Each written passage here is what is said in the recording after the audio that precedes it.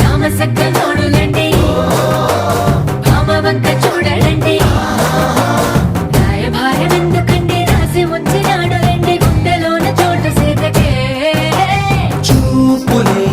మాటలై